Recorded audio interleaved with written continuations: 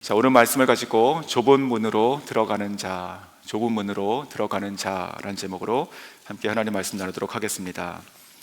자, 22절 제가 다시 읽어드리겠습니다. 예수께서 각 성 각 마을로 다니사 가르치시며 예루살렘으로 여행하시더니. 예전에 선배 선교사님 한 분에게 이렇게 물은 적이 있습니다. 선교사님은 다시 사역 초기로 돌아가신다면 무엇을 하고 싶으십니까? 무엇을 더 하고 싶으십니까? 그렇게 물었습니다. 그때 그분의 대답이 무엇이었냐면, 성도들이 사는 집과 그리고 일터에 찾아가서 그들을 더 만나고 싶습니다. 이렇게 얘기했습니다. 저는 그 말이 제 마음에 참 남았고 참 좋은 가르침이 되었었습니다. 오늘 이 말씀을 시작하면서 그런 마음이 들었습니다. 예수님께서 각 성 각 마을로 다니며 사람들을 가르치셨다, 이 말씀. 예수님 얼마나 감사하고 또 이 발걸음이 얼마나 귀하고 아름다운가 이런 생각이 들었습니다. 왜냐하면 예수님은 위대한 스승이시잖아요. 오라 하시고 온 자들에게만 전하신다 한들 누가 뭐라고 하겠습니까? 하지만 예수님께서는 항상 움직이시며 각 성 각 마을로 한 사람 한 사람을 찾아가시며 복음을 전하셨습니다. 자, 그렇게 예루살렘을 향해서 가시던 중에 지금 한 사람이 이렇게 묻습니다. 22절, 23절입니다.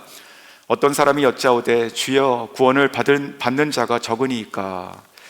자, 복음을 들은 자들이 많고 또 그 기적을 본 자들이 많은데 그것을 받아들이고 구원받은 자는 적다 생각했기 때문에 그러지 않았을까요? 자, 그래서 여쭙습니다. 자, 이에 대한 예수님의 질문이 대답이 무엇인가 보니까 24절에 이렇게 말씀하십니다. 좁은 문으로 들어가기를 힘쓰라. 내가 너희에게 이르노니 들어가기를 구하여도 못하는 자가 많으니라.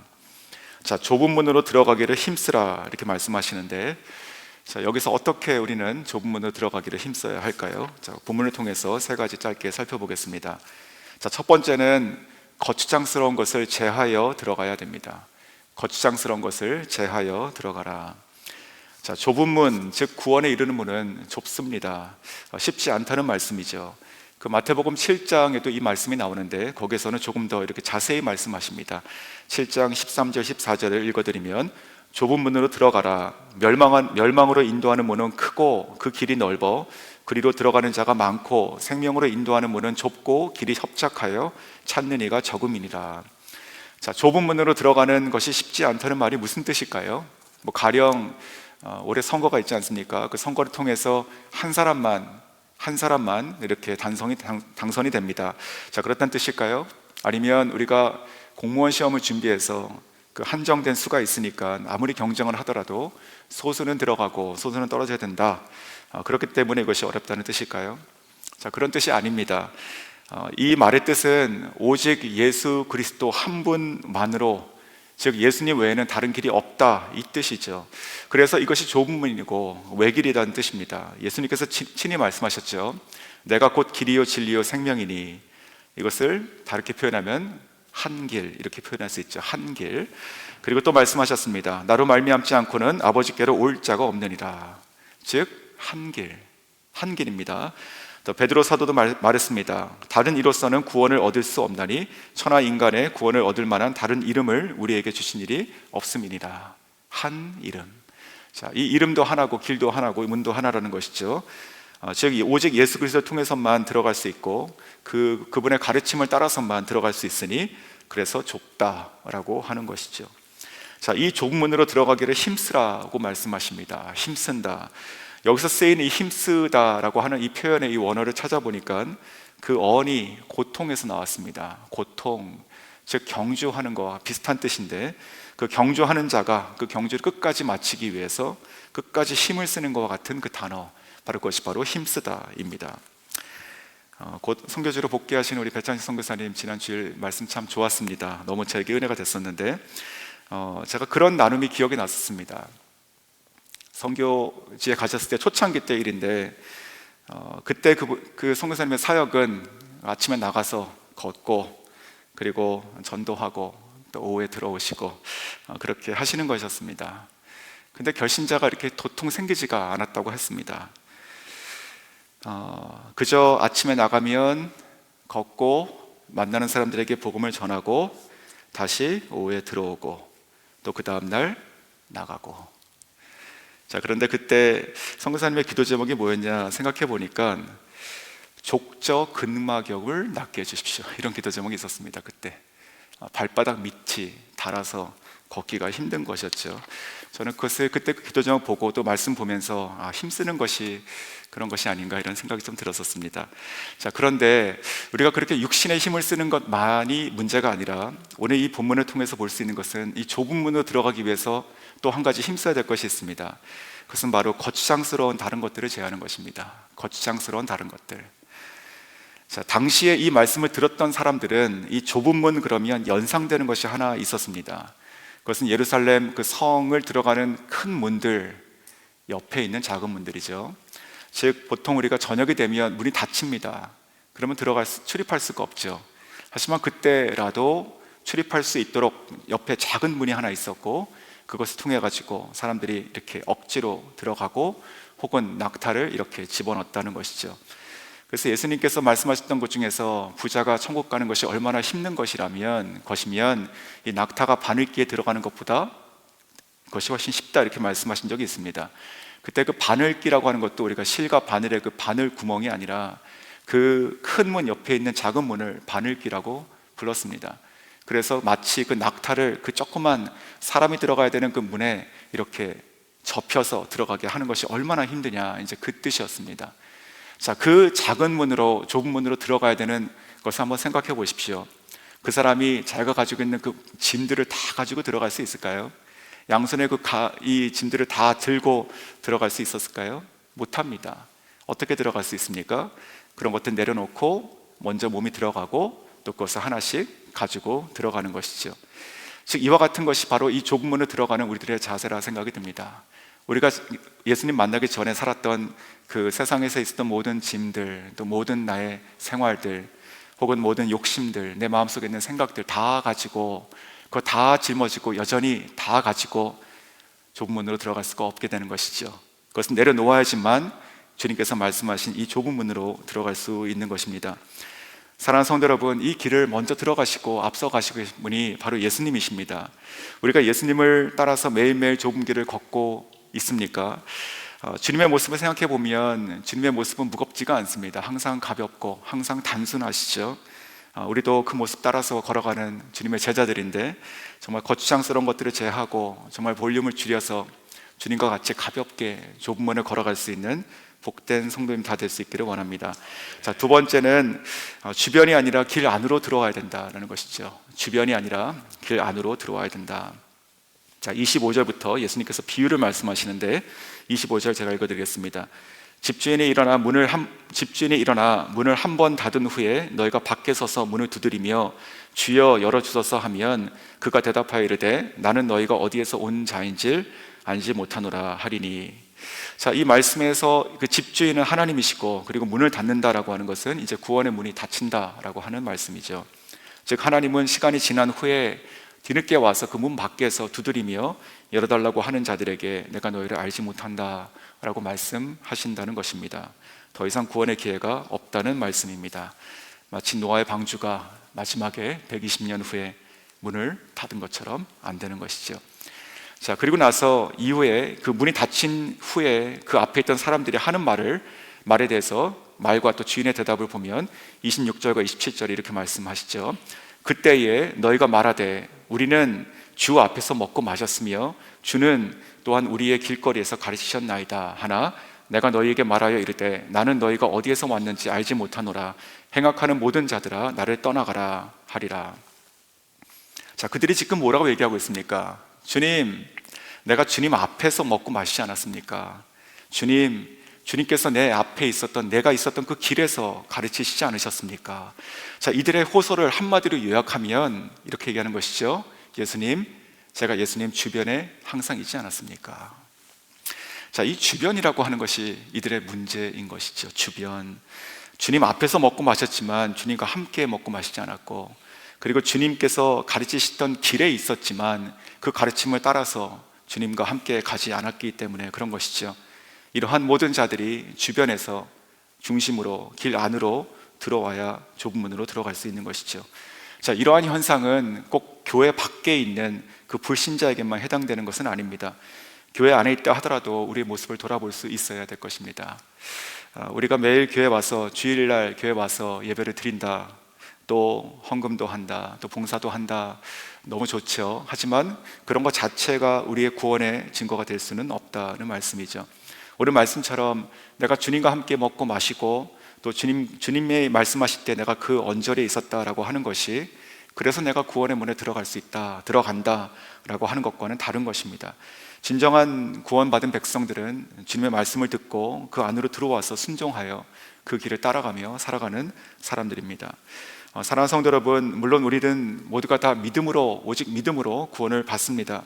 하지만 오늘 이 말씀처럼 우리가 구원을 받았다 하더라도 여전히 우리의 옛 습관, 우리 옛 생활처럼 옛사람에 머물러서 우리가 그렇게 주변에, 예수님의 그 중심으로 아닌 주변에 머무는 경우들이 있는 것 같습니다. 그렇게 살아가는 인생은, 우리 구원은 받은 것은 몰라도 그렇게 살아가는 신앙의 인생은 행복하지가 않습니다. 우리가 길 안으로 들어와야 되는 것이죠. 하나님 말씀으로, 그리고 그 말씀에 순종함으로 오늘 그 매일매일 그 길을 따라가는 그 삶이 바로 진정한 구원받은 백성의 삶인 줄 믿습니다. 자, 세 번째, 이 말씀 통해서 우리가 생각해야 될 것이 무엇이냐? 그래서 우리는 무엇을 해야 되는가? 복음을 전해야 됩니다. 그래서 우리는 복음을 전해야 됩니다. 자, 29절 보겠습니다. 사람들이 동서남북으로부터 와서 하나님의 나라 잔치에 참여하리니. 자, 이 사람들은 지금 구원받은 백성들이죠. 오늘 이 예수님 말씀으로 본다면 지금 이들은요, 다 좁고 협착한 길을 따라서 좁은 문으로 들어온 사람들입니다. 그런데 보니까 지금 이 예수님 말씀의 시작은 이 길은 너무나 좁고 협착하고 힘들고, 그리고 이 문은 너무나 좁아서 구원받은 자가 적다라고 하셨는데, 근데 29절 마지막을 보니까 그 안에 사람들이 적습니까? 그 안에 보니까 수많은 사람들이 같이 있습니다. 그것도 또한 그저 한 길이지만, 그러나 그것을 온 모든 사람들을 보니까 사방에서 온 자들입니다. 동서남북에서 와서 구원받은 영광스러운 백성들이 지금 하나님 나라의 잔치에 다 참여하고 있습니다. 자, 이사야서 49장 12절에도 이렇게 말씀하셨습니다. 어떤 사람은 먼 곳에서, 어떤 사람은 북쪽과 서쪽에서, 어떤 사람은 시님 땅에서 오리라. 자, 에베소서 3장 6장에서 또 이렇게 말씀하십니다. 이는 이방인들이 복음으로 말미암아 그리스도 예수 안에서 함께 상속자가 되고 함께 지체가 되고 함께 약속에 참여하는 자가 됨이라. 자, 이 길은 좁고 또 이 문은 아주 좁은 문입니다. 하지만 예수님께서 열어놓으신 이 문은요, 동서남북으로부터 사람들이 다 와서 하나님의 나라에 참여할 수 있는 큰 대로가 있는 문이 되는 것이죠. 바로 이러한 것에 지금 유대인뿐만이 아니고 이방인들뿐만 아니라 정말 복음을 통해서 받아들여서 예수 그리스도 안에서 다 상속자가 되고 다 약속을 함께 참여받은 자가 된다는 이 말씀, 참으로 위대한 말씀입니다. 자, 이 좁은 길과 이 좁은 문이 지금 모든 사람에게 대로와 같이 열려 있게 되는 것이죠. 사랑하는 성도 여러분, 그렇다면 이 좁은 문으로 우리가 좁은 길로 들어서서 이 좁은 문으로 들어가고 있는 저희들, 아직 이 문이 닫히기 전에 우리가 이 땅을 살아가면서 해야 될 것이 무엇일까요? 바로 그것은 복음을 전해서 이 주변에 있는 많은 사람들을 다시 이 길 안으로 들어오게 하고, 이 문을 통과해서 오늘 이 말씀처럼 하나님 나라의 잔치에 참여하게 해야 될 줄로 믿습니다. 저는 이것이 주님의 마음이라고 생각이 듭니다. 예수님께서 복음을 이론으로 가르치시고, 정확하게 이론으로 가르치시고 그저 3년을 지내시다가 올라가신 것이 아니라 계속 정체하지 않으시고 각 마을 각 성으로 모든 한 사람 한 사람에게 다 미치셔서 그들에게 인격적으로 만나시고 그들에게 또 복음을 전하셔서 한 영혼 한 영혼을 구하셨던 바로 예수님의 마음이라고 생각이 듭니다. 그 예수님께서는요, 자기를 받아들이고 환영하는 자들에게도 전하셨고 자기를 배척하는 자들에게도 똑같이 살 길을 제시하시며 구원의 문을 활짝 열어주셨습니다. 오직 믿음으로 구원받을 수 있도록 그분께서 십자가에서 영단번의 제사, 즉 영원한 제사함을 우리들에게 다 이루신 분, 바로 예수 그리스도이신 것이죠. 자, 우리 모두가 이 길을 따라서 이 구원의 문에 다 들어가고 있습니다. 이미 다 구원받았죠. 또한 우리의 삶을 통해서 우리 주변에 있는 많은 사람들이 이 구원의 문에, 이 길에 들어올 수 있도록 우리가 힘써야 할 것입니다. 자, 최근에 최근에 들었던 그 전도에 대한 한 일화를 말씀드리고 마치겠습니다. 참 고귀한 이야기라, 안타깝고 고귀한 얘기라 생각이 듭니다. 충청북도에 있는 한 교회 어린이부 담당 목사님의 간증입니다. 자, 이분이 21살 때 사역을 시작했을 때의 그때의 간증이었습니다. 그 교회는 규모가 좀 있는 교회고 그 어린이 부서가 한 200명쯤 있었다고 합니다. 그 가운데 40명이 찬양팀이었다고 합니다. 근데 이 목사님이 그 사역을 시작하시면서 이 찬양팀들을 훈련하는데 매주 토요일마다 이렇게 모여서 찬양팀 연습하지 않습니까? 주일학교가 200명이니까 연습을 하죠. 근데 그 연습하는 그 40명의 이 찬양 팀원들을 매주 데리고 나가서 노방전도 훈련을 시켰다고 합니다. 자, 그날도 이 노방전도를 마치고 또 찬양팀 연습을 하러 교회로 돌아오는 중이었습니다.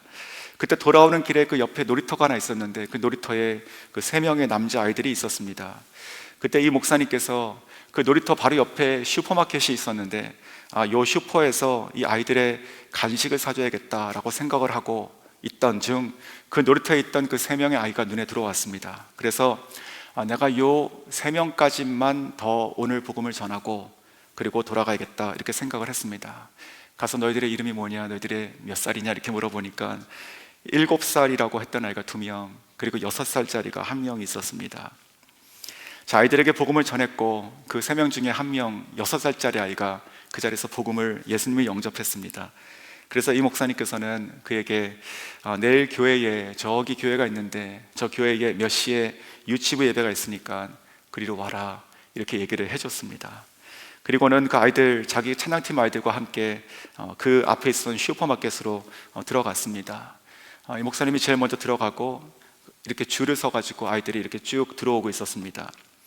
맨 마지막 40번째 아이가 들어오기 전에 일어난 일입니다. 그때 그 뒤에 있던 밖에 있던 아이들이 선생님 빨리 나와보세요 라고 부르는 것이었습니다. 나가보니 방금 만났던 그 세 아이, 그 중에서 예수님 영접했던 그 아이, 헤어진 지 2분도 채 안 된 그 시점에 그 아이가 차에 치여서 피투성이가 되어서 길바닥에 쓰러져 있었던 것이었습니다. 목사님은 즉시 아이를 품에 안고 119에 전화해서 그리고 병원으로 보냈습니다. 그 아이는 안타깝게도 그날 식물인간이 되었습니다. 그때 이 간증을 하며 이 목사님께서 그렇게 얘기하셨습니다. 나는 그때 그 아이를 봤을 때 그 아이가 너무 어린 아이였기 때문에 그래서 이 아이는 하나님께 늦게 갈 것이라 생각했습니다. 하지만 누구도 하나님 앞에 언제든 갈 수 있다는 것을 제가 다시 한번 깨달았고, 또 내가 솔직히 나누는데 사실 내가 그때 그 아이 보며 그때 너무 피곤해서 내가 이 아이까지 갈까라고 하는 그 망설임이 있었습니다. 또한 내가 복음을 전할 때 마치 기계적으로 그 마음 가운데 뜨겁게 복음을 전한 것도 아니었습니다. 하지만 내가 전했던 그때 그 복음이 그 아이가 이 땅에서 들었던 마지막 복음이었습니다. 나는 이것이 너무나 두려웠고 그것이 나의 사역의 하나의 모토가 되었습니다. 내가 그때 만약에 그 아이에게 복음을 전하지 않았다면 그 아이는 어떻게 되었을 것이며 그 아이를 봤던 나는 또 어떻게 되었을까 두려운 마음이 들었었다고 나눴었습니다. 사랑하는 성도 여러분, 이 구원은 오직 예수 그리스도 통해서만 있는 것이죠. 이것이 바로 외길 오직 한 길입니다. 오직 한 문이죠. 우리도 주변에서 머물지 않고 중심으로 들어와야 되는 것이고, 또 우리가 살아가는 것이 그저 내가 예수 믿고 구원 받았다라고 하는 것이 아니라 내 주변에 있는 아직도 그리스도를 기다리고 있는 그 수많은 사람들, 바로 그 사람에게 다가가서 복음을 전해서 이 길로 들어올 수 있도록 하고, 이 문을 통해서 오늘 이 마지막에 봤던 것처럼 나와 함께 영원한 상속자여 약속의 유업을 받은 자여 그리고 천국 잔치에 참여하는 주님의 자녀를 삼을 수 있는 참으로 귀하고 복되고 가치 있는 인생을 다 살아가시길 주님의 이름으로 축원합니다.